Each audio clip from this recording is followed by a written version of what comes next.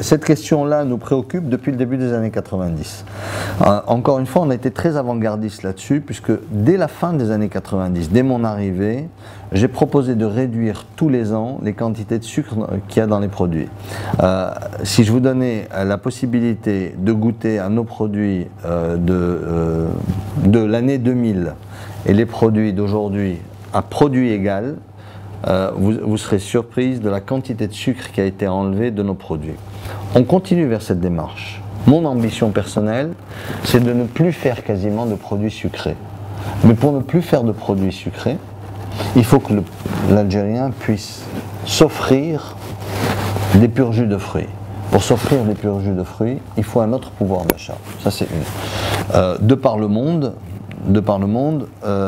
les produits contenant du sucre existent sur les linéaires et des produits qui ne contiennent pas de sucre, donc des purs jus de fruits, existent sur les linéaires. C'est au consommateur aujourd'hui de faire le choix.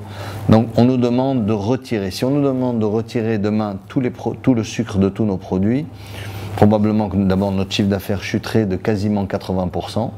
Je vous dis 80%.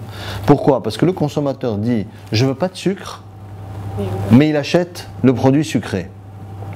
Pas plus tard qu'hier, j'étais face à une machine de café. La machine de café, il y a écrit café sans sucre, café avec sucre, café avec 2 fois plus de sucre. D'accord?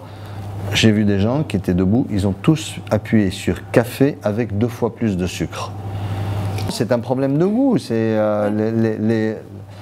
L'être humain est drogué au sucre. L'être humain est drogué au sucre. Comment faire pour réduire? Est-ce que c'est le sucre des boissons aux fruits ou des boissons gazeuses qui est la cause du diabète? Certainement, une partie, mais il y a aussi une autre partie qui est d'hygiène de vie. L'hygiène de vie. Le sport a quasiment disparu des écoles algériennes. Les gens ne font plus de sport. Les gens se nourrissent très très mal à longueur de journée. Donc c'est un tout. Hein. Et puis il y a du sucre partout. Il n'y a pas que du sucre dans les boissons. Hein. Il y a du sucre dans le pain, il y a du sucre dans beaucoup de plats. L'Algérien achète énormément aussi de plats préparés qui contiennent tous du sucre. Même le concentré de tomate contient un petit peu de sucre. Il n'y a qu'un seul petit produit qui est, un produit qui est issu de la production nationale, c'est l'abricot. On achète localement quasiment toute la production nationale d'abricot quand on veut bien nous la vendre.